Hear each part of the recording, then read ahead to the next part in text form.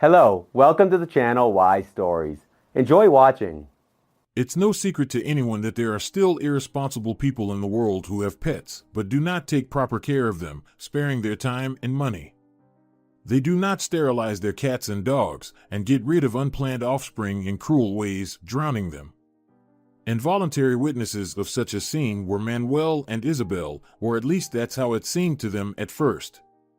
A certain man emerged from the woods with a large cardboard box and, without much effort, tossed it into the river.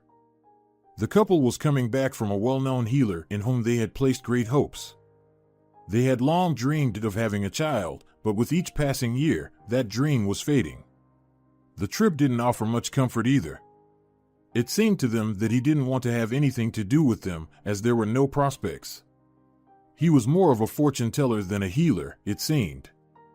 He listened to the woman, spoke with both spouses, and then expressed something strange, like children would come, but in an unusual way. It wouldn't come when they expected, and not quite the way they wanted. It would be decided on the way back. The most important thing is to remember Moses' law: do not turn to the right or to the left. Nonsense. What does that have to do with? We wasted our time, Manuel grumbled as they left. Isabel remained silent. She felt like she was grasping some meaning.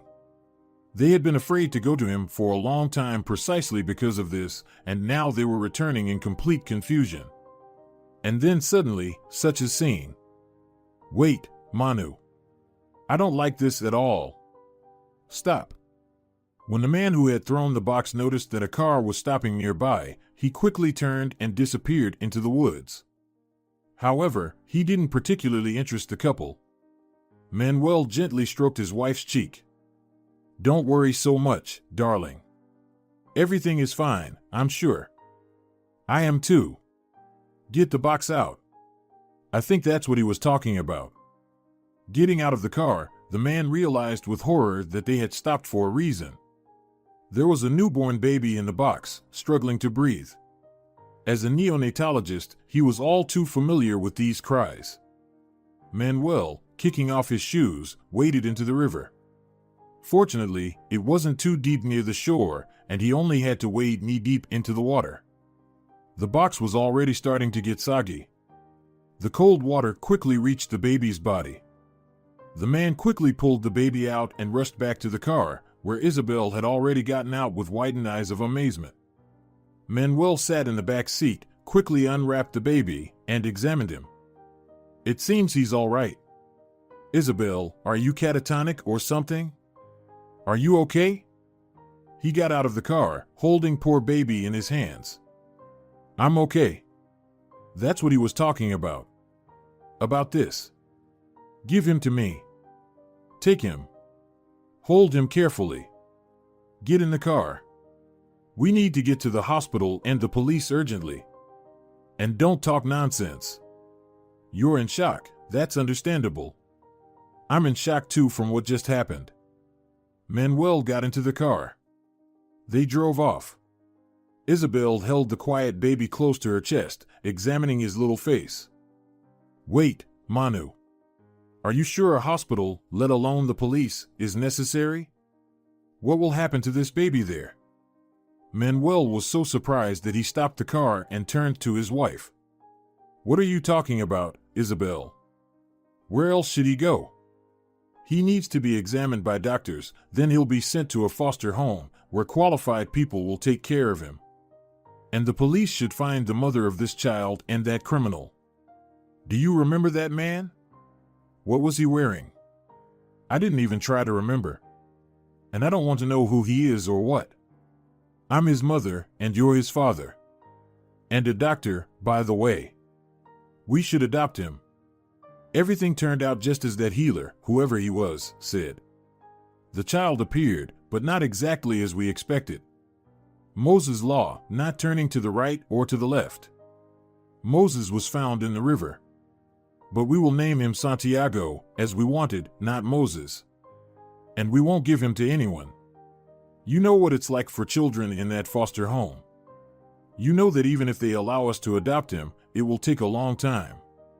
And all that time, he'll be alone. I kept wondering, what does Moses' law have to do with it, where we must not turn away? Here it is, the answer. What kind of superstition is this, Belle? Her husband asked, bewildered. I understand everything, but what are you suggesting? Just take the child, just like that? Why can't we do that, Manu? After all, we've been dreaming of having children for so long. Here he is, our boy. We wanted to call him Santiago. Why can't we do that? Because he's not our child. Because he's a person, and we can't just claim him as ours, that's why. It's not ancient times, and you're not the daughter of a pharaoh. All of this needs to be done properly, you must agree. We will do it properly. My father is not a pharaoh, but he will help, I know. What will happen if we give this child away? I won't be able to live after that. And I won't be able to live with you. This is not blackmail. I've already decided that I'll file for divorce if the situation doesn't resolve itself, and it has now. I don't have the right to just give the child away, you understand? I don't understand anything, and I don't want to understand. I can't imagine doing what you're suggesting. We don't have the right. Let's go home, my dear, please. If you still decide that we should give this child away, then we will. But for now, please, let's go home. He's cold and hungry. We need to buy food, diapers, and blankets on the way. On the way home, each of them thought about their own things. Manuel still couldn't decide on what his wife was suggesting. Isabel, on the other hand, cooed over the baby and felt happier with each passing minute. She felt like a mother. This was her child. And she knew that she wouldn't give him up for anything. If her husband insisted, she would simply run away from him, hide, and not give this boy, her Santiago, to anyone. On the way, they bought everything necessary for the baby. When they arrived home, they immediately took care of him.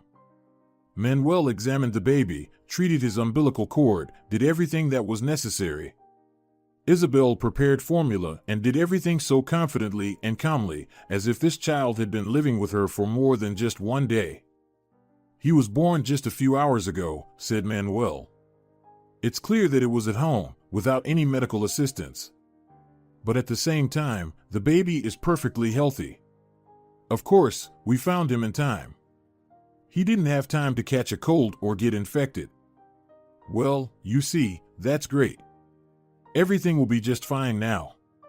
In the evening, I'll call my father and consult with him. I'm sure he'll help us.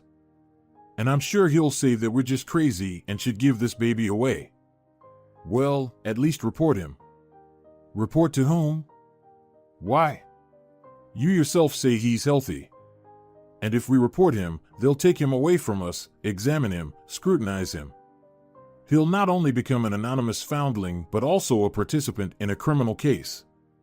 It's not his fault he was born to such people. Isabel managed to persuade her husband that the baby should be kept. Manuel saw that his wife was not herself, that she would really do something completely inappropriate if this child didn't stay with them. And it would be difficult for him too. He examined many infants daily, but with this one, he had already developed truly paternal feelings. It was so strange and exciting. They now had a son, and their life had gained a new meaning. The first time Isabel got married was for love, but also due to an unplanned pregnancy. She was very young at the time and deeply in love with Javier, willing to do anything for him. He, equally young, simply took advantage of her willingness. When she realized she would have a child, she was somewhat scared. After all, she had to tell her parents everything. But she was also happy. She thought that now Javier wouldn't go anywhere. Yes, she felt she rushed things. The novelty had worn off in their relationship, which had become adult too soon. She had nothing else to surprise him with, nothing to hold onto him, and he seemed to be growing distant. But now, something new had appeared, something that wouldn't allow them to just be lovers. And he was not ready for marriage, let alone a child. He was also very young and believed that an early marriage would ruin his life. After all, he still wanted to study, work, and finally have some fun. Of course, he had feelings for Isabel, and maybe he didn't plan to break up with her. Why not date a young, beautiful girl? But getting married? What do you mean, a child? He asked the girl, disappointed and even offended when she told him this joyful news. It's too early for us, you understand. No education, no profession. We don't even have a place of our own. But the child is already here, Isabel tried to convince him. Where is it? It's not a child yet, it's just something. Women are sometimes doing that thing too. Well, not to give born. Never. The girl firmly replied. That's real murder. Everyone will tell you that. It's not murder at all. That's just what they say, but in reality, all women do it. I heard that my mom did it, and yours probably did too. What's more, my ex-classmate Anna went to the doctor and had an abortion without any scandals or talks. And there's no child now. They live just fine. I mean, they broke up with Ramon, but now they both have other relationships. They live freely and happily. I don't want that kind of happiness. My happiness is you and our little baby. Isabel placed her hand on her still quite flat belly. She didn't notice the change in her beloved's face at that moment. But it wasn't difficult to guess that Javier wasn't eager to become a husband and a father. On that day, they parted ways, agreeing to think it over. Isabel had nothing special to think about. She already perceived her child as a living person. It was a given. She would have a child, no matter what Javier decided. She hoped that he would still marry her, and they would be a family's him, her, and the baby. After all, he said he loved her. And although he didn't rush to get married and take her to the registry office at the first moment, she thought he was just taken by surprise. She was scared at first too. Today, he would think about it and realize that he couldn't live without his Isabel. He wanted the baby, and tomorrow, he would definitely propose. But tomorrow, he didn't call, the meeting didn't happen. Well, maybe he was just busy, Isabel thought. Loving girls can come up with all kinds of excuses.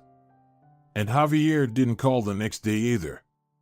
So the young woman decided to catch him near his house. Javier. Isabel called out, trying to keep her voice from sounding too plaintive. He startled, stopped, turned around. Oh, hi, he said, as if she were just an acquaintance. Hello. Tell me, why don't you call? Why don't you come? Have you decided anything? Isabel didn't want to waste words on meaningless conversations. But it seemed he didn't want to understand anything. What should I decide? And his look was so uncomprehending, detached. Well, about us and our baby? The girl explained. Listen there, Isabel, I told you. He took the girl by the elbow, led her a little to the side of the road, as if he didn't want them to be seen together. From the very beginning, I decided that it was too early for us to get married, to become parents. We're barely 18. What kind of wedding? What kind of baby? Then why did you do all this? Isabel asked, barely holding back tears. You said you loved me. I'm not refusing it now. Yes, I love you, and I'm not against seeing you, but only without children and stuff. Why do you need that? Tell me. Once you get rid of it, everything will be the same for us. We'll be free people. No, Javier, you don't understand, the girl said, trying to speak calmly and firmly. Nothing will be the same as before, and I don't intend to get rid of anyone. The child will be, and we need to decide something. I won't be able to hide it for long, and that means. All right, don't hide it. Tell your parents today, either yours or mine. And you'll see, they'll take you to the doctor themselves. It's even better this way. Tell them, for sure. They're adults, reasonable people. Besides, I heard this procedure costs a lot of money. They'll pay for it themselves. Never, I will never do that. The girl cried out, no longer holding back her tears. We'll have to get married, and you'll have to raise this child. And, turning around, she ran home. She had hoped that Javier would run after her. He didn't. She waited for him to call in the evening because he had said that he loved her. He didn't call. Her mother, father, and grandmother living with them initially looked at their daughter's mood calmly and understandingly. It seemed she had had a falling out with her boyfriend. It happens. But then they realized that it wasn't so simple. Their daughter refused to eat, and even when she sat down at the table with everyone, she ate with obvious effort, rejecting the food she used to love. And when she jumped up from the table during breakfast and rushed to the bathroom, where familiar sounds could be heard, the three adults exchanged knowing glances. "Good heavens, show me this dirtbag who knocked up my little girl," her father said sternly, a police officer who worked in their district. Her mother and grandmother exchanged glances and sighed. The situation was clear. The only thing unclear was what to do now. When the pale Isabel came out to the hallway, her mother didn't allow her to hide in her room. She led her to the kitchen, sat her down at the table, and sternly asked, "How many months?" "What?" the daughter muttered without looking up. "Months." "Well, no matter how many, tell me something else." "Who?" her father ordered. "It's probably Javier," the grandmother guessed. "Yes." Isabel's face began to involuntarily contort from the approaching tears. "And what does he say about this?" Her father switched to interrogation mode. "Nothing. He says it's too early for us." Isabel finally let her tears flow. "I see. Troublemaking is not too early, but taking responsibility for it is early," her father said. "I'll explain to him what early means and when it ends." "Daddy, please don't." Isabel got scared. "Isabel," her father replied affectionately, "if you, little one, had come to me before all this and asked if it was necessary or not, I would have answered you. But now? It's too late to reason. But people will still say that People will talk in all sorts of ways, no matter what. But think about what they will say about me. Think about how I'll be able to work, especially with young people. What will I tell people if anyone can look me in the eye and say that I couldn't raise my daughter properly, that she brought disgrace? How will I talk to others? How will I explain to them what is allowed and what is no?" "Calm down, Berto, calm down," his wife tried to soothe her agitated husband. And the grandmother stroked Isabel's head, also trying to calm her son-in-law down. "She shouldn't cry now, Roberto, don't upset her. Calm down, dear, don't cry. Everything will be fine. This idiot will be so happy to marry you, he'll even bow down at your feet, beg you, you'll see it," Senor Hidalgo promised. "If he decides that he can treat my daughter like this, I'll explain to him what's allowed and what's not. And you, Isabel, stay quiet. He'll keep feeding you nonsense about all this being too early and all later." The father really took the matter of restoring his daughter's honor seriously. He decided not to go straight to the possible relative's house, but first find out as much as possible about their family. Maybe they were such people that giving them his only daughter would be a crime. In any case, he didn't intend to let the matter run its course, but gathering as much information as possible was necessary. Who knows who they would turn out to be, troublemakers or people who would make it difficult to fight with them. In that case, it was fine. They raised their daughter, and they would raise their grandchild. But it was better, of course, if there was something to leverage. Turned out there was. The next evening, he quietly told his wife. Normal family, simple people, no frills. Daddy had a case with a minor, hooliganism. He got away with a suspended sentence, but it seems like he got scared back then, seriously. Now he's working as a driver. There have been minor violations related to this, but nothing significant. The mother works at a factory. They have a younger daughter, and you can't find fault with her either. There have been complaints from neighbors. Because of Javier, it seems. He played loud music, left trash in the stairwell, and brought groups of friends over. But the apartment is 4-roomed, so we can easily move our daughter there. That's good, but they need to get married. What if the scoundrel refuses? The mother hesitated. I'll show him refuse. He has something to lose too. No, he didn't sell anything, just smoked. But it's leverage for us. His parents need to understand that it's better for him to get married and live quietly than to end up in jail soon. It's clear he'll keep doing the same things. Why did Belle find a husband like that? The mother exclaimed in surprise. Well, she found what she found. What, should she be looking for a prince now? It's too late. And he, becoming a family man, will feel the responsibility. No more partying for him. Especially not such entertainments. He's not a bad guy, actually. He's studying in college, and not badly, he's planning to go to university. Yes, it's early, yes, not the best option, but you should have thought about that earlier. So what now? Should we go to them, to his parents, right away?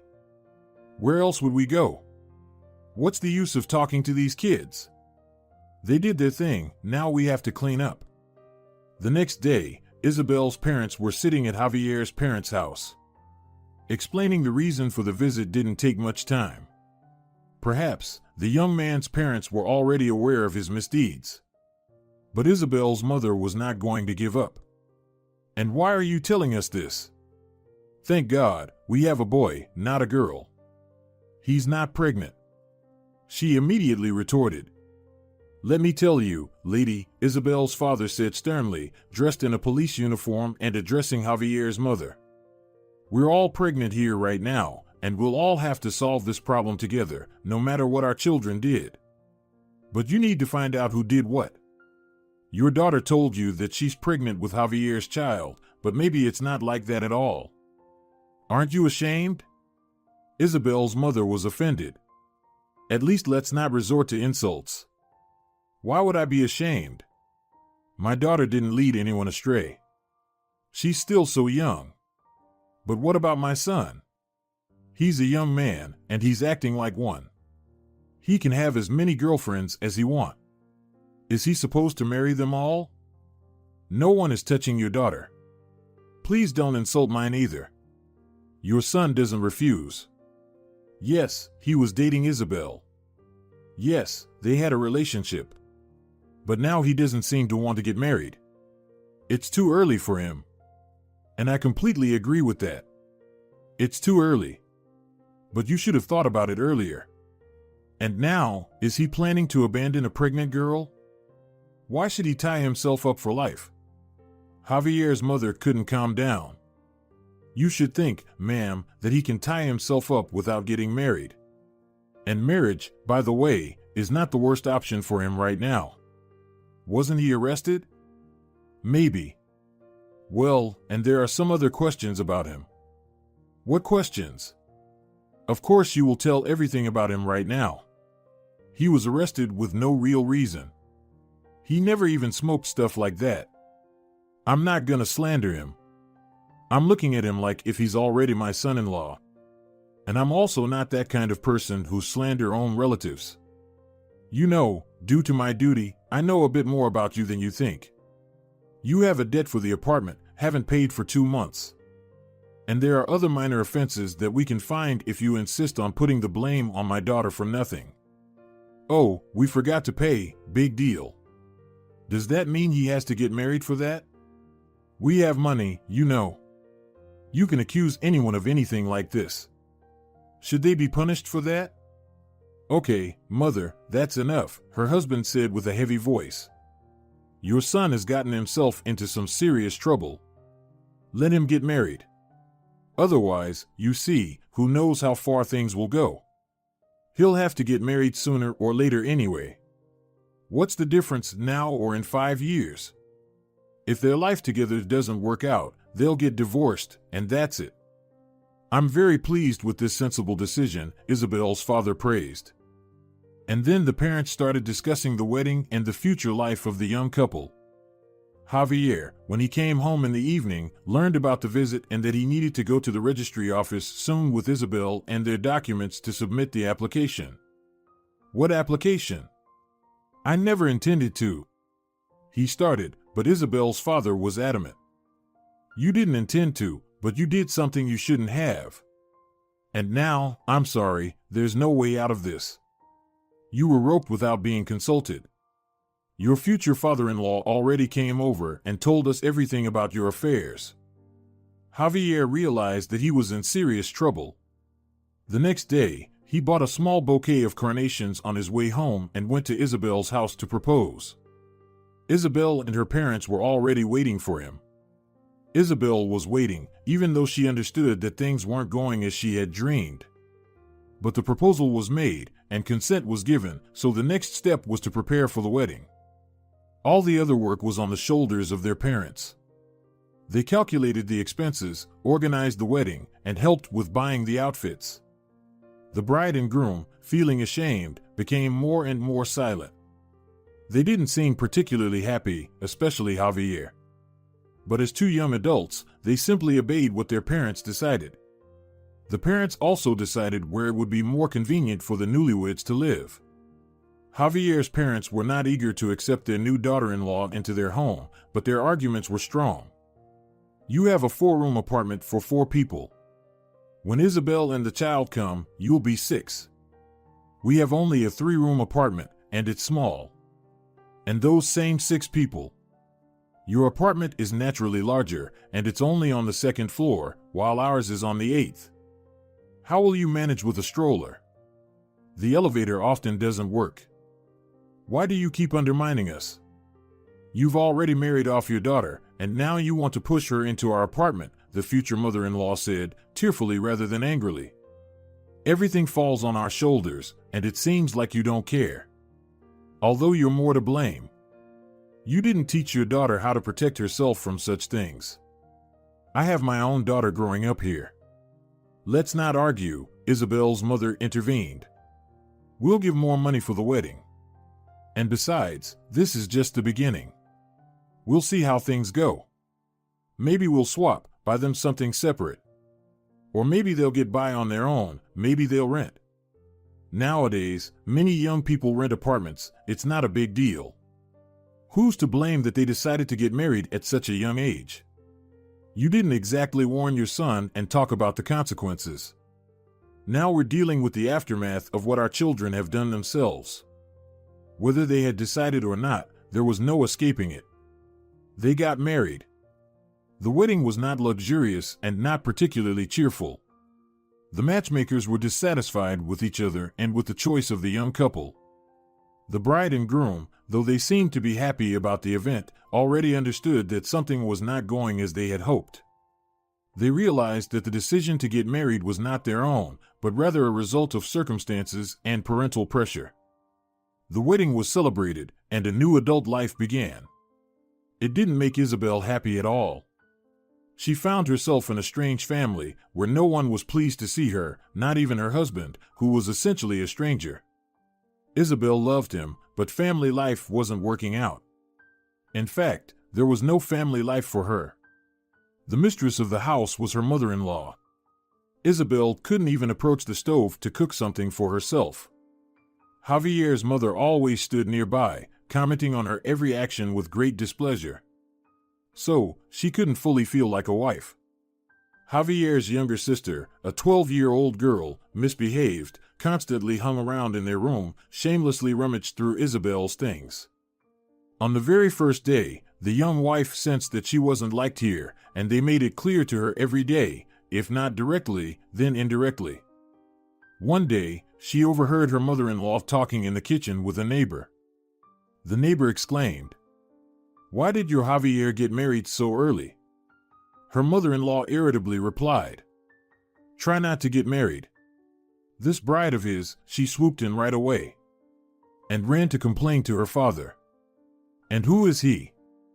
A lousy cop. He almost dragged the guy to the registry office at gunpoint.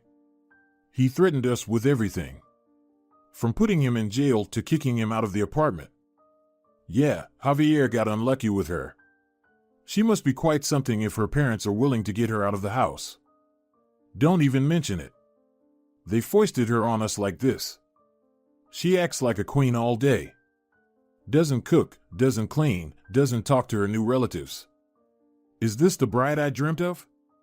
Is this the one Javier was supposed to marry? Did they give a dowry for her at least? Well, of course. What's on her, that's the dowry. She arrived like she's checking into a hotel with her purse. Feed her, dress her, and shoe her.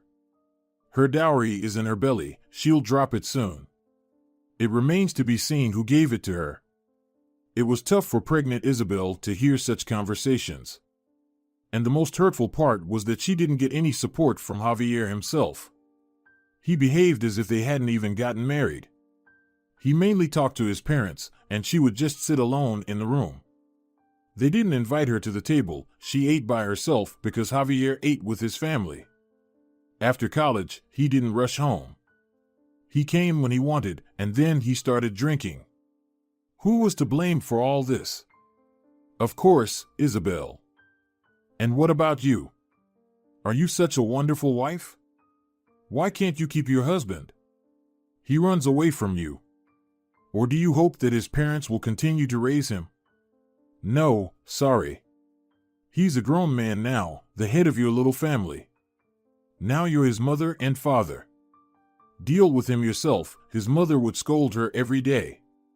Before he got married, he never came home drunk. And now look at him. Isabel tried to talk to Javier, but nothing came of it. His response to all her complaints was always the same. What's the problem? I married you. What's wrong with that? Married and that's it? Thanks, benefactor. Do you think you've done me a favor? Isabel would say, swallowing her tears. I don't know if it was for you or for me. Your daddy almost came at me with a knife, saying, get married, and that's it. There will be a child and all. And I'm to blame that you got pregnant and didn't want an abortion? Other women somehow manage, they don't make a fuss. But I had to, as they say, cover my sins with a wedding crown. Now I'm to blame for not being like myself. And I never promised you that I'm not gonna change. But you said yourself that you loved me. I loved you. And I would still love you now, why not? We'd be dating, going out, just like before. Maybe we would have gotten married later, but by choice. Not because your daddy came to my parents and started scaring them with who knows what. Oh, screw you. Do you think you're so important to me? If it weren't for this pregnancy, I wouldn't have anything to do with you myself. What a gentleman you are. Oh, you would be out with me. Who needs you? The girl said, choking back tears, of course, in the heat of the moment. But after that, their already not so great life together completely fell apart. Javier only came home to spend the night, and not every night, often drunk. Then she found out that he wasn't just spending time with his friends. It seemed he had other girlfriends. Isabel was disgusted, but her mother-in-law was worried about her little boy, fretted, and blamed the bride for everything. I don't understand why you even got married. You don't need a husband, you don't want to see him. So why did your daddy insist on standing up for you, demanding that he get married? Ask my daddy. Isabel would reply, then close herself in her room and cry and couldn't stop. She understood that her father wanted what was best, but it didn't turn out that way. Nothing good came of it, in short. The pregnancy continued to progress, and Isabel couldn't even imagine what would happen next, after the baby was born. Clearly, no one was waiting for him, no one was prepared, and no one wanted this child, just as they didn't want her. It turned out that no one needed her, neither her husband, nor his family, nor her own parents. Sometimes she wanted to run back home, beg them to take her back, say that she couldn't bear living in such a hostile home anymore. In fact, why wouldn't her parents just accept and take her back now? After all, she wouldn't be an unmarried girl who had gotten pregnant and partied too much, she would be just a divorced woman. A common thing. But she didn't run away or ask.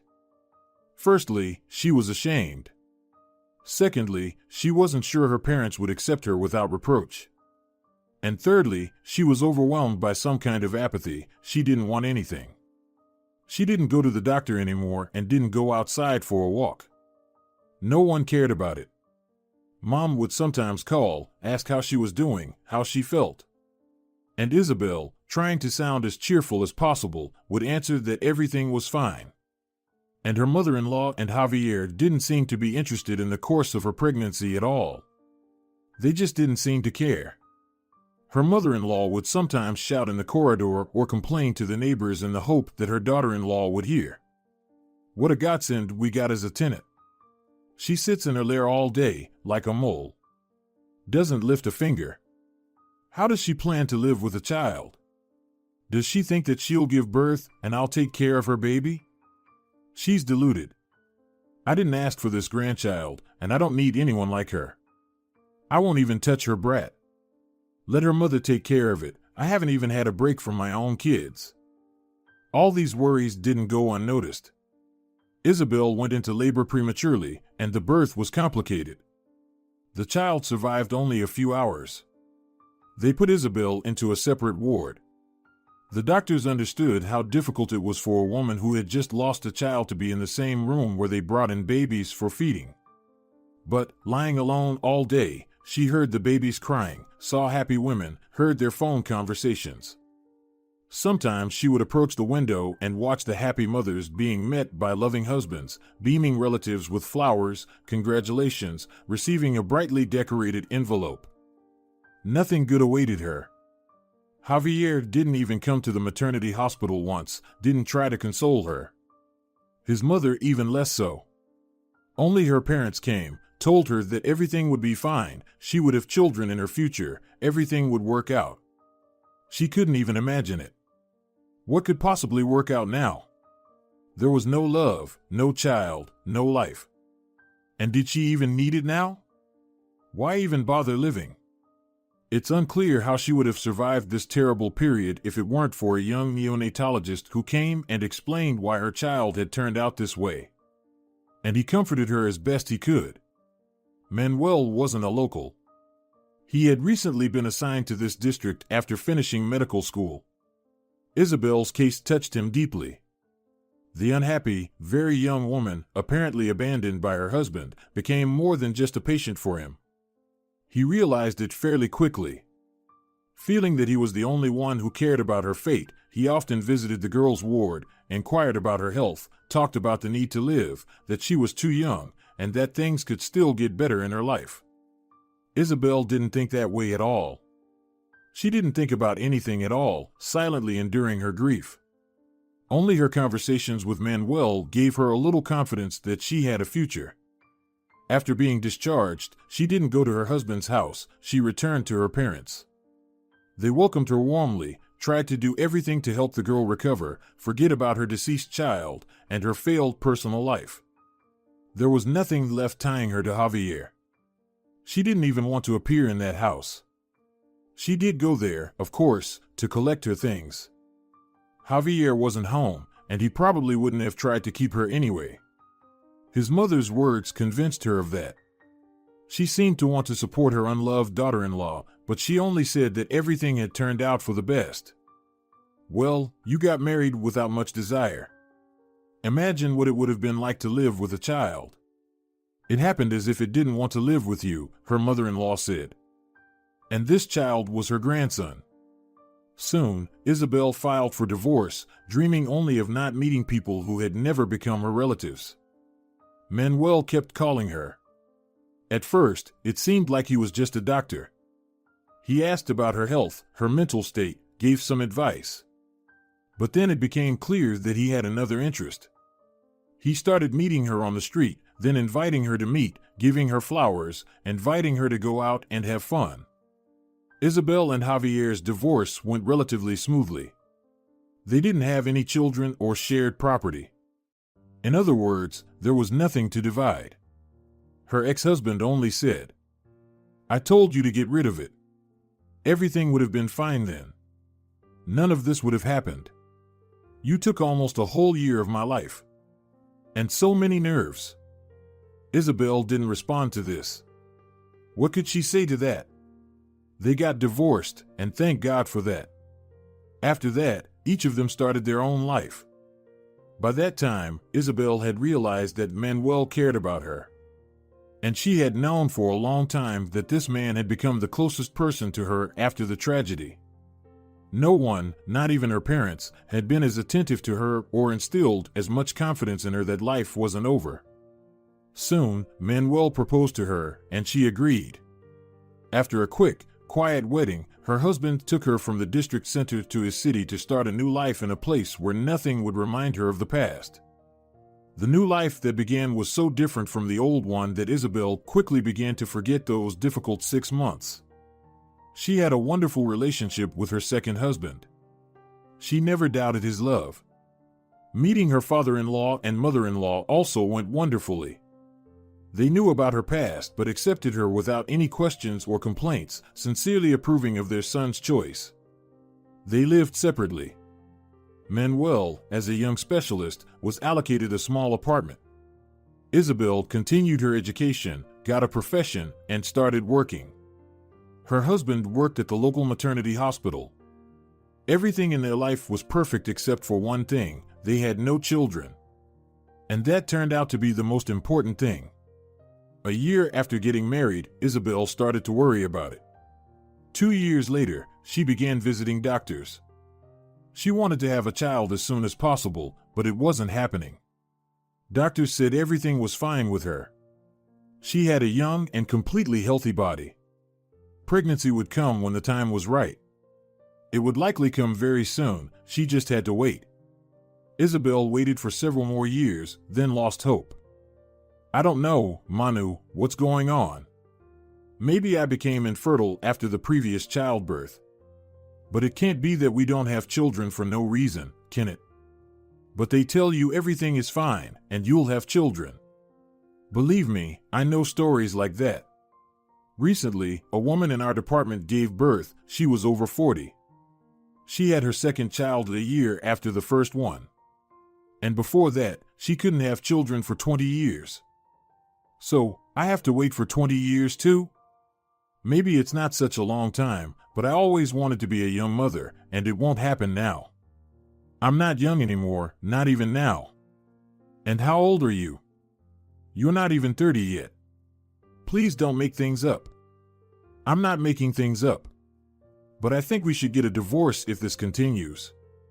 I don't know why this is happening to me. Maybe it's a punishment from God. Maybe something else. But why are you wasting your time with me? I understand that a man can become a father even at 60, but why wait for it? That's it, Isabel. So that I don't have to hear any more of these conversations, Manuel was getting angry. After all, people live without children, and that's not going to happen to us anyway. Believe me, I'm a doctor, after all. It seems that these doctors are of no use, Isabel sighed. I've already visited 1 million of them, and it's always the same story: you need to wait. Or there's something wrong with me. The first child died, and the second one doesn't want to be born. Maybe my ex-mother-in-law was right when she said that the child didn't want to live with me and that's why he died. Simply because it's not my destiny to be a mother. Maybe I'm just not meant for it. Stop this mystical nonsense. Manuel was getting annoyed. In my opinion, nothing terrible is happening. No one is telling you that you're infertile. And doctors wouldn't hide something like that. So, children will come soon. Just remember, I wouldn't want there to be more than 3 boys and 2 girls. You can joke all you want, Isabel smiled. Jokes aside, time passed, and there were still no children. Isabel had already visited many medical experts, and everywhere she heard the same thing. You're perfectly fine, you just need to wait. Waiting became increasingly unbearable with each passing day, not to mention a year. Isabel was ready to grasp at any opportunity. So, when she heard about a miracle healer who had helped many people in the most desperate situations, she started asking her husband to take her to see him. Manuel didn't really believe in miracles. What are you talking about, dear? What kind of healers? Are they wizards or charlatans? Have you forgotten that we're living in the 21st century? You say they've helped someone, but these are just rumors. Did they really help? I'm sorry, but I have very strong doubts about this. I'm a doctor, and I would be ashamed to believe in such things. Well, that's fine, don't believe. Just drive me there. The road isn't very convenient. I doubt a taxi would go there, and it's far from the bus stop. Just take me. You don't even have to go in, you can wait for me in the car. Come on, is it really so hard for you to fulfill this request of mine? Okay, even if it doesn't help. But at least I'll calm down and understand that my situation is hopeless. I'll be able to rest easy knowing that I've done everything I could. I even tried the most fantastic methods. That's exactly why I don't want to take you anywhere. You don't know what some semi-literate guy might say there, or he might make you take some questionable remedy. And you'll believe it, and you'll either wait and hope or suffer from stomach problems, or you might even stop hoping altogether. Both are equally bad. Worse than the current state of uncertainty, there's nothing. And it's a shame that you don't understand that. Since Isabel learned about this healer, she couldn't calm down. She endlessly asked her husband to take her there. At first, he flatly refused, then he started making excuses, citing a lack of time, although he knew perfectly well that they would have to go there someday. One day, when they both had vacation, Isabel became more determined. That's it, Manuel, do as you wish, but I'm going. With or without you, whether I can find a taxi or not, I feel like I have to go there. I'll even walk if I have to. I'm sure it won't be in vain. Manuel already knew his wife's stubbornness, so reluctantly, but he agreed. And he felt sorry for her in the end. He saw how much she was suffering. So, they had to go to this charlatan. Just like Isabel was confident in the beneficial nature of this trip, he was sure of its futility and didn't want to let his wife go on such a long journey, the result of which was also unknown. He was sure that nothing good would come out of this trip and understood the feelings with which Isabel would return. But he agreed, and they set off. In reality, the journey was not that far. The healer did not live in a remote village deep in the forest, but in a fairly secluded place, away from bustling towns. The road there was surprisingly picturesque. They had to drive past quite large settlements for a long time, but suddenly they ended, and the road ran along the riverbank. The opposite bank was hilly, covered with dense forest. They were driving along a gentle slope. The road separated fields and sparse groves from the river. Somehow, they had never been to these places before, so now they enjoyed the surrounding landscapes. "Oh, it's beautiful here," sighed Manuel. "And the air is so fresh. We should go into nature more often, you know. Spending weekends in a place like this is the best therapy. For me, the best therapy will be what he can help me with. And he's not a witcher, just a person who knows a little more than we do," Isabel said. "Well, that's fine. But I ask you, if he starts offering you some potions, don't take them. Or at least don't drink them until you consult with me. Sometimes they prepare things that can make you sick afterward. Don't worry. I'm not that foolish to swallow anything and everything," Isabel reassured her husband, but she herself thought that she would take anything if it helped. She couldn't live without children anymore, she just couldn't. The healer's house stood on the outskirts of a small village. It was perhaps the best house in the entire settlement. Not luxurious, just a sturdy, reliable house with a good owner. The appearance of this building and the surrounding land inspired confidence that they would find help here. At least that's what Isabel believed, but Manuel thought differently. Clearly, some con artist lives here, and he probably has his own lackeys. And why not? He's been making money off gullible people like my Isabel. Oh, Isabel, another one of your hopes will crash here. He decided not to let his wife go alone to this sorcerer's lair. He approached the porch with her and knocked on the door. The man who opened the door did not resemble a witcher from a fairy tale or a modern-day psychic. Just an ordinary middle-aged guy, a peasant. The only thing was, his eyes were sharp, insightful, and kind. This time, Manuel also felt trust. "Come in." He greeted them, inviting them inside. The room the host led them to didn't resemble any kind of lair either. There were no dried frog and snake bundles on the walls, crystal balls, or worn-out cards on the table. Well, except for a few bundles of herbs drying near the stove. Or were they brought here for the aroma? Indeed, the hut smelled very pleasant. The atmosphere was inviting. The host brought tea and placed small jars of honey and jam on the table. Help yourselves if you want. It's just regular tea from a store-bought pack. I had a feeling guests would come today, so I brewed it. I didn't put any herbs in it, don't worry. Do you use herbs for healing?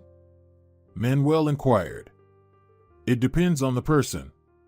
Some people need herbs. But you, it seems, not so much. I can give them to you, of course, but I see you're wary. Besides, they don't heal, just strengthen. And I myself, don't exactly heal, I simply suggest a certain path. Your problem is that you already know the path yourselves, but you're going in the wrong direction. Please, tell us, Isabel said with a suffering voice. I really can't take it anymore. I don't understand why this is happening. You see, I had my first child, but he died right after birth, and I can't seem to have any more. And time is passing, we need children. You need them, and you will have them, don't worry. But only after you understand your own worth, independently of your ability to bear children. Although, maybe even before that. Then some strange speech followed, which Manuel called superstition and was quite difficult to understand. So they left the house not in the best mood, at least Manuel. He was sure that their money and time were wasted. Well, they had gone. Perhaps Isabel would be a little calmer now. And that man did express some reasonable thoughts. About the value of one's own life, independent of someone else, even if that someone else is very important. Isabel herself looked enlightened after this conversation. She may have understood a bit more. Or maybe something else had opened up to her after this man's speech. On the way back, the story with the box tossed by an unknown man happened. They thought he had just decided to get rid of some animal in such a horrible way. But it turned out to be even more dreadful. And now they had returned home with this child fished out of the river. Isabel immediately started fulfilling her motherly duties. Manuel, at first, was just a doctor who needed to check the child's health. But at some point, he realized that this boy meant much more to him. And strangely, during their fruitless attempts to become parents, the question of adoption had arisen several times. Manuel suggested it to his wife. However, it always ended in Isabel shedding bitter tears because she couldn't agree to it. How can you not understand, Manu? I want my own child. I want to carry and give birth to them, to breastfeed them. I will never be able to love someone else's child as my own. They will never truly be ours. He couldn't help but agree with her to some extent. Isabel was right about something. But then an entirely unexpected child appeared, and powerful maternal feelings awakened in his wife, and he, too, felt equally strong paternal instincts. However, Manuel understood that they couldn't simply keep the child without repercussions. Even though he also couldn't imagine giving up this baby, he continued to persuade his wife that they needed to report it somewhere. Isabel, you have to understand, we need to find out who his parents are, if only to hold them accountable for their crime. That man wanted to kill him, not just abandon him somewhere. If he wanted to get rid of the child, he could have left him at the door of any house, a church, or a maternity ward, but he threw him into the river. It's a miracle that we happened to pass by. But if we report it, they'll take him away from us, don't you understand? And I don't want that. While all these investigations are ongoing, the baby will be in an orphanage, alone and abandoned. Someone else might adopt him. No, forgive me, but I won't allow it. I'll call my dad now, I'm sure he'll help. By this time, Isabel's father had advanced significantly in his career and could offer some assistance. Although he might be outraged by his daughter's decision, as it was entirely illegal. Isabel understood this herself, which is why she had been postponing the conversation with her father, mentally rehearsing her speech directed at him. In the evening, she finally mustered the courage and called, explaining how she found the child. At first, Señor Hidalgo was genuinely outraged. Congratulations, my dear, But this isn't how things are done. After all, you didn't rescue a kitten from the river, you found a human being. He must have documents, some legal status. But what do you plan to do? Say you keep him, call him Santi, and what then? Will you live without any legal arrangements? That's why I'm calling you, Daddy. Can't you help us formalize the adoption without all the usual procedures? You know how important this is to me. I do. And that's why I haven't contacted the relevant authorities yet. And you won't do it. Isabel was frightened. You don't want to become my enemy for life. Don't throw those words around like that. I'm not doing anything wrong, and I don't intend to. I apologize for the theatrics, but I'm a law-abiding citizen, and I want to act within the bounds of the law. The letter kills, don't you remember? Mercy is more important than truth, and these aren't empty words. I've never blamed you for anything, but now I have to say that your devotion to legality has led to this. I believe that your insistence on this terrible marriage back then played a role in the death of my first child. If you and Mom hadn't insisted on that awful marriage, I could have had a healthy pregnancy and given birth to a normal child. And it doesn't matter what anyone else would have said to you afterward. Senor Hidalgo understood that his daughter was right. He couldn't forgive himself for that mistake either. And now, after finishing the conversation, he pondered deeply. Yes, using his connections, he could fulfill his daughter's dream to legally adopt this child as her son, and then everything would be in order. He began to contemplate his next steps. It was necessary to decide, after all, whom to approach with such a delicate matter. And most importantly, it was necessary to find out where this unfortunate child came from. Leaving the heinous act committed against him unpunished was also not an option. So, they would have to find the parents. Perhaps, this would be even more challenging than arranging for adoption. He took out his notebook and started making notes, deciding whom to call first and with what question. Then he needed to learn everything from his daughter about the man who had wanted to get rid of the child. This man was clearly mentally unstable. Furthermore, it was still unknown whether the child was his. Maybe he had abducted the child from somewhere. In that case, of course, Isabel would feel sorry for the child, as they would have to return him. But there was no other way. Senor Hidalgo devoted the next morning to solving his daughter's and her child's problems. He no longer had any doubts that this child was Isabel's. The most crucial thing now was to ensure that nobody was searching for him. The next morning, he reassured his daughter that he would do everything possible to help them legally adopt the child. But first, they needed to find the parents. It would be good if the child's biological father had tried to abandon him, then everything would be clear. That man could be brought to court. But if it was someone else, perhaps an abductor, it would seriously complicate matters. The search began.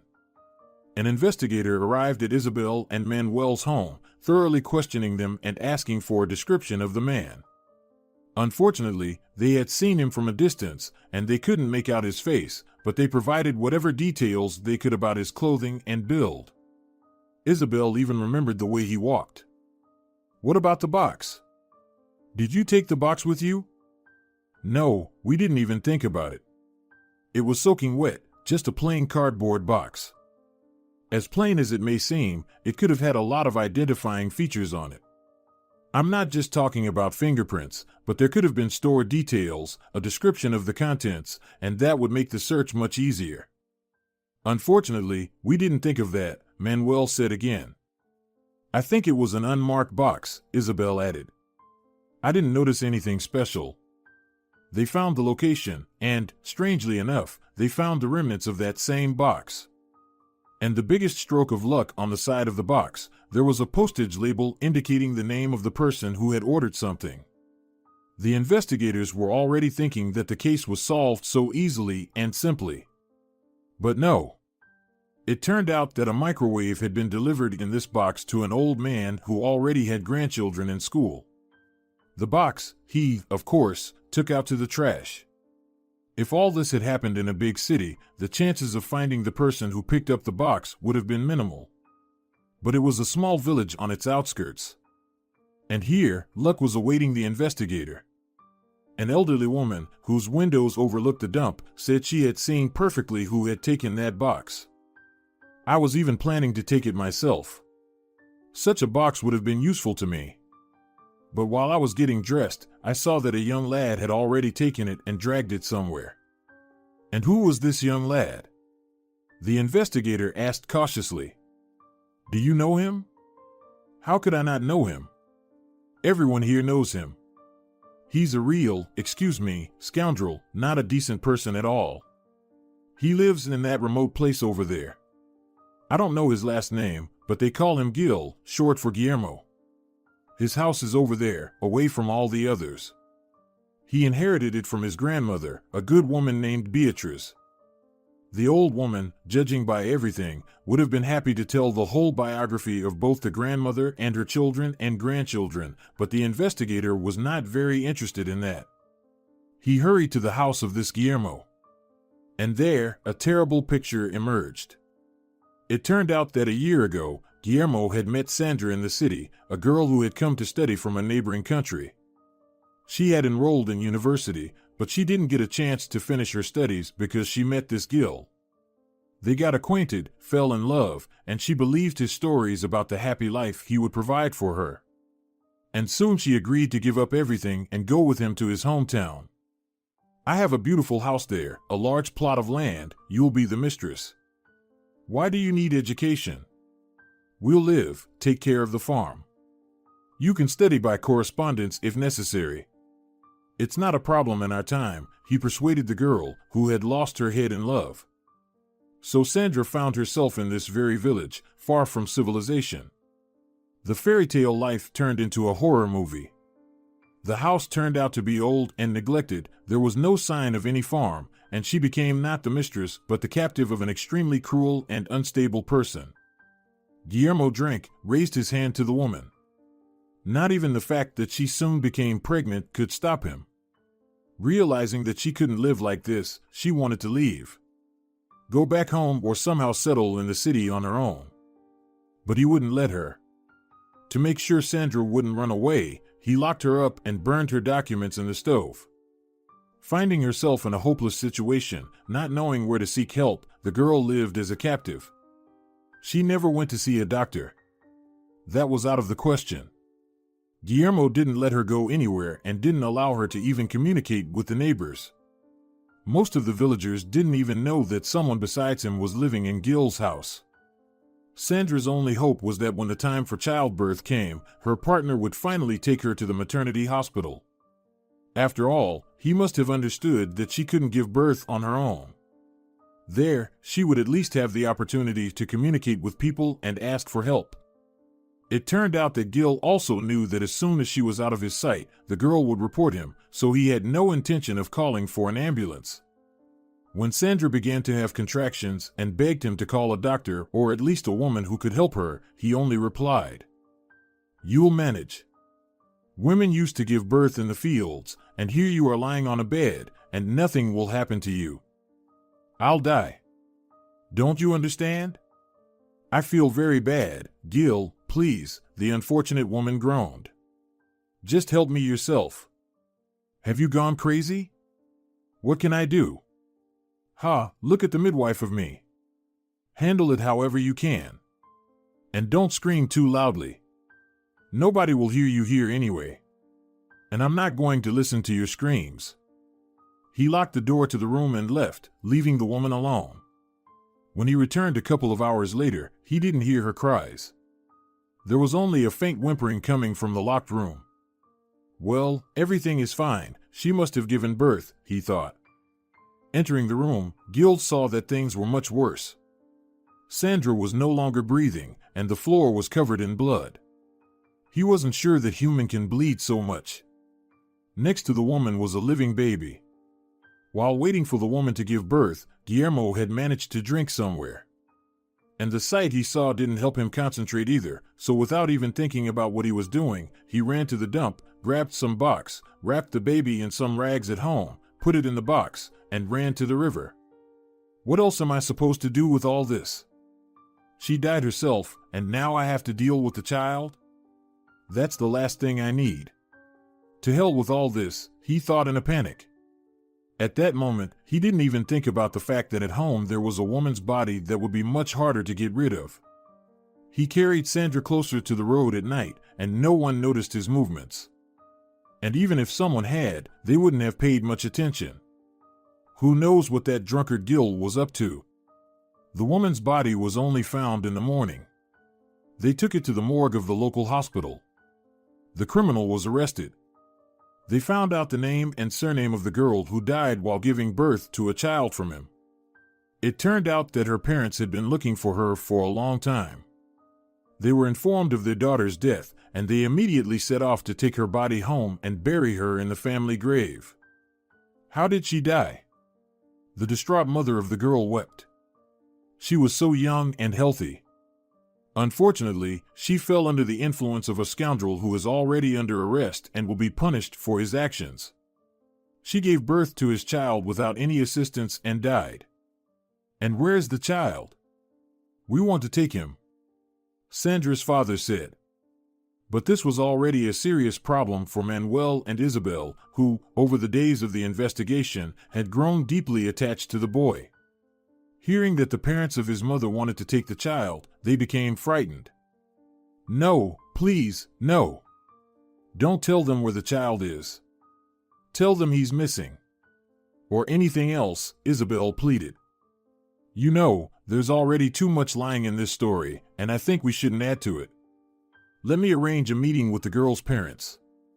You can explain to them that the child is with you and doing well. They are the grandparents, not wealthy people. Besides the deceased, they have other children and possibly grandchildren, so maybe you can come to an agreement? Isabel, upon learning the story of the woman who gave birth to her son, cried long and bitterly. She couldn't shake the thought of how much this unfortunate woman had suffered. The story of poor Sandra reminded her of her own unhappy life with her first husband. She once thought there couldn't be more tragic stories than hers. It turns out that things can be much worse. She imagined the torment of the poor woman who had to go through her pregnancy all alone. How she prayed to God for protection for her child, how she called for help from her mother, who, alas, was very far away. Sandra, dear, Isabel whispered, looking up at the sky, I swear to you that I will do everything for our son. Where you are now, you probably see how well he's doing. And it will always be well. And forgive me for not telling him about you yet. He's still little, such stories aren't for him. When he grows up, he will know everything. And he will always remember and love you. Beg God for us, Sandra, you're with him now, I know. I couldn't calm down for a long time, constantly thinking about the deceased girl, her parents, who are now suffering just as much, imagining their daughter's last moments. Isabel and Manuel welcomed their new relatives into their home, allowing them to see their grandson and the living conditions they had provided. Isabel tried to explain how much she had suffered from not being able to have a child. She talked about her first son and tearfully begged them to leave Santiago with her. I will die without him, do you understand? I know he's your flesh and blood, but he's mine as well. Please, don't separate us. He has grown to love me too, he can't be without me. I promise you that I will do everything to make him happy and to make sure he doesn't forget you. Well then, Sandra's father sighed heavily. We see that he's doing well with you. We certainly can't provide such conditions. We live in a village, and we have 3 younger children as well. We can leave him with you, but on the condition that you don't hinder our communication with our grandson. We still want to know how he's living, how he's growing up, and if he ever gets into trouble with you, we will take him. Of course, you will be our most cherished guests, our closest relatives. Come with the children at any time. Santiago will know you as his grandparents. Just don't separate us, please. Isabel cried. And that's how they decided it. Isabel and Manuel adopted Santiago. His biological grandparents went back to their homeland. But the connection was not severed. Thanks to the expanding opportunities for communication, the grandparents were able to watch their grandson's life via video calls and even speak to him. He turned out to be a very capable boy, walking and talking much earlier than his peers. He even started learning his grandparents' native language. They visited a couple of times to see their grandson. He knew them as his own family. But he was still too young to understand the true nature of their relationship with him and his parents. He wasn't interested, and Isabel didn't want to burden him with it. What would happen later? It worried Isabel a little, but she decided not to dwell on it. Perhaps someday he would find out everything, but that could wait. For now, why not be happy? After all, she was truly happy, a mother to her beloved son. When Santiago turned 7, his parents decided to visit his grandparents in Sandra's homeland. I think someday we'll have to tell Santiago about his biological mother, Manuel said to his wife, and seeing her change of expression, he added, when he grows up, of course, not now, don't worry. Well, yes, maybe when he grows up. I don't know if we should tell him the whole story in detail. We have to talk about his father then. By the way, where is he now? I hope he won't show up. I don't think he'll want to find him. And I don't think he'll be pleased to meet us. Don't worry about that, her husband reassured her. Soon, Isabel found out that worrying about it would be a crime. Just when they were visiting Santiago's relatives, Isabel discovered that she would soon have another child. It seemed like a real miracle because they had both given up hope for it. Having reconciled with the fact that they would only be parents to one son, suddenly.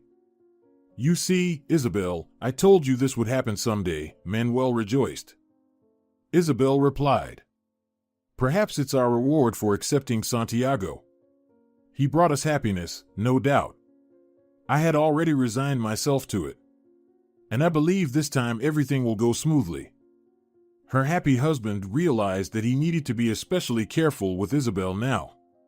So, when they returned from their visit, Manuel didn't tell his wife about the 2 letters he had received from an unknown person asking for a substantial sum of money in exchange for silence. Don't think you can pass off someone else's child as your own for your entire life. He's already old enough to know who he is, where he came from, and that they wanted to drown him like a puppy.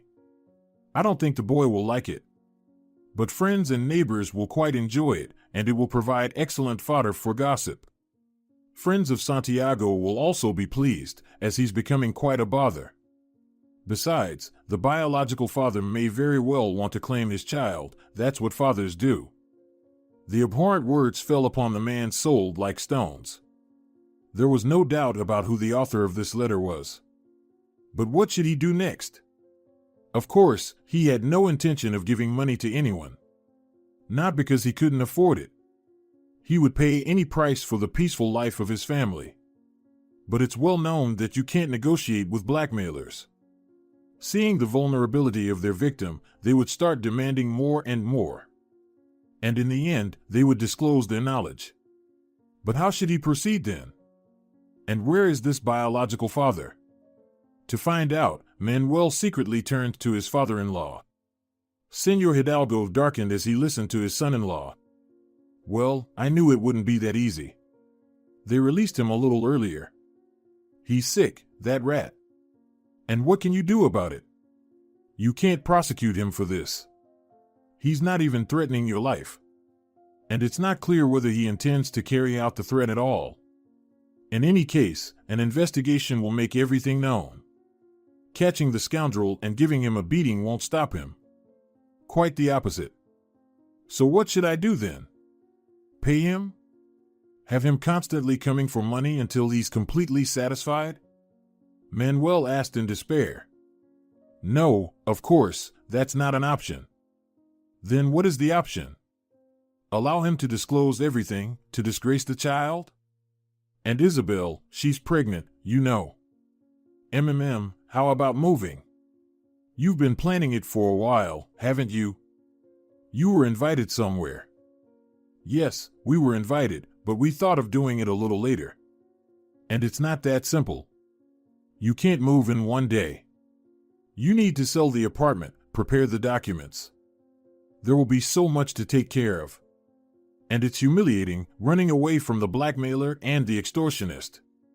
We've been trying to escape our past all the time, both then and now. But back then, what? We didn't go far. And now? I agree with you. But if there are no other means to protect yourself, what now? Traumatizing the unborn child. Don't worry too much about collecting documents and everything else. I'll help with that. But when it comes to protecting yourselves from him, sorry, no one can help you with that. So, make a choice.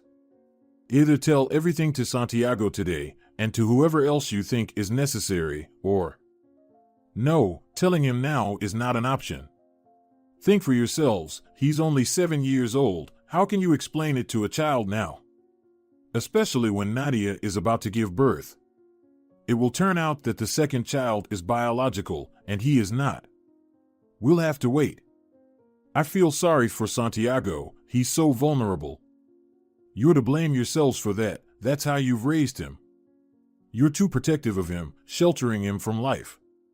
But that's another question, and for now, there's nothing else to do. Get ready and go. I'll help as much as I can. And if he finds us there? There? Is he a detective or a spy? He won't find anything there. It's strange that he did find out this time.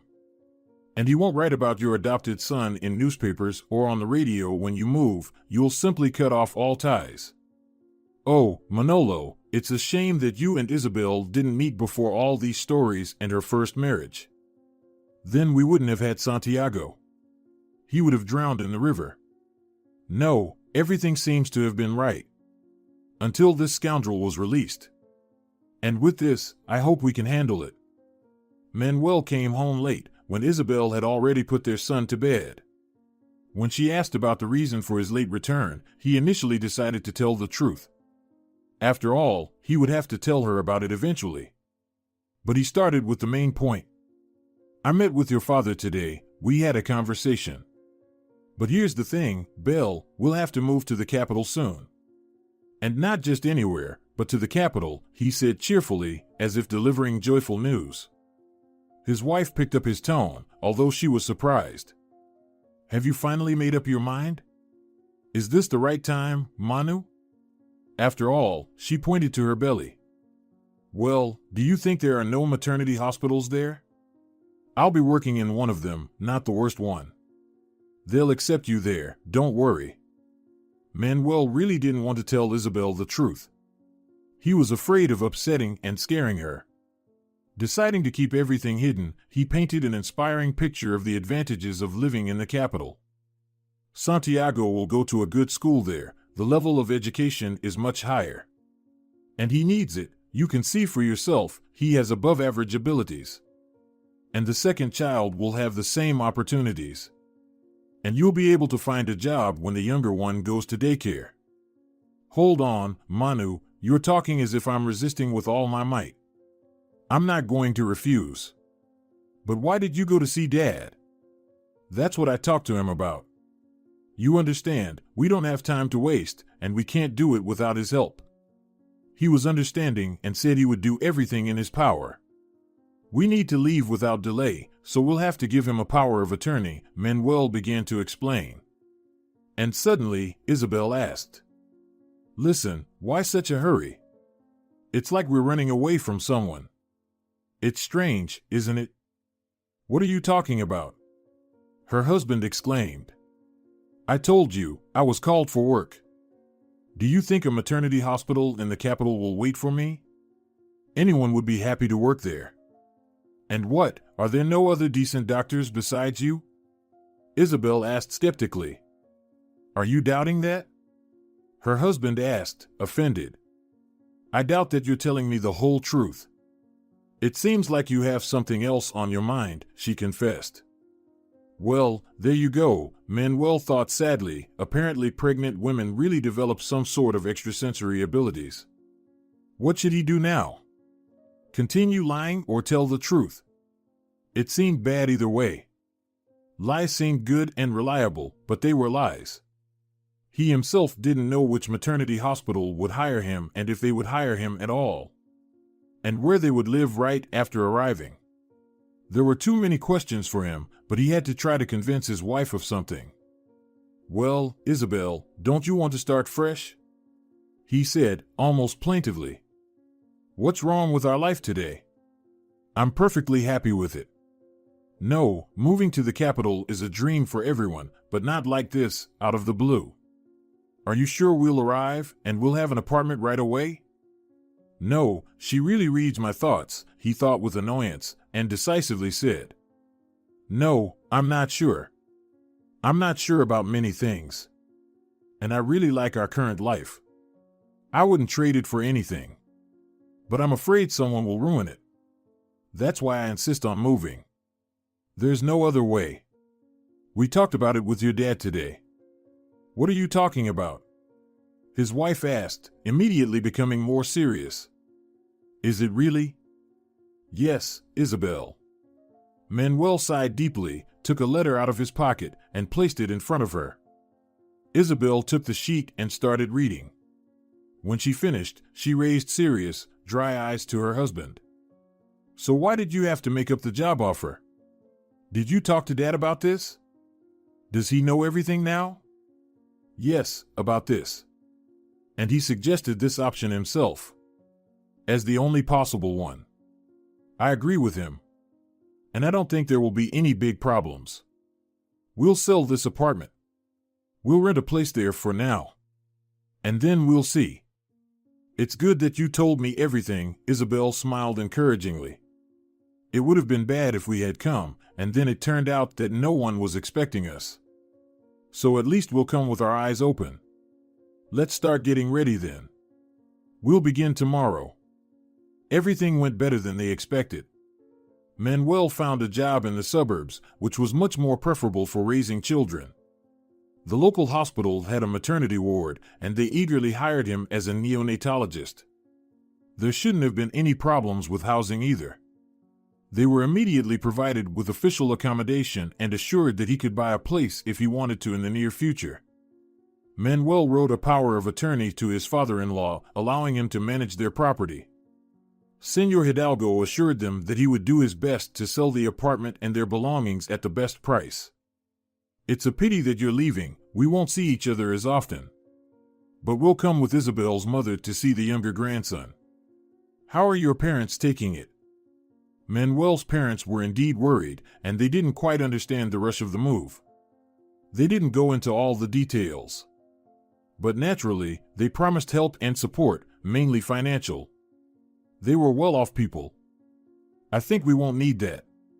Money is far from the most important thing in this situation, Isabel told her husband.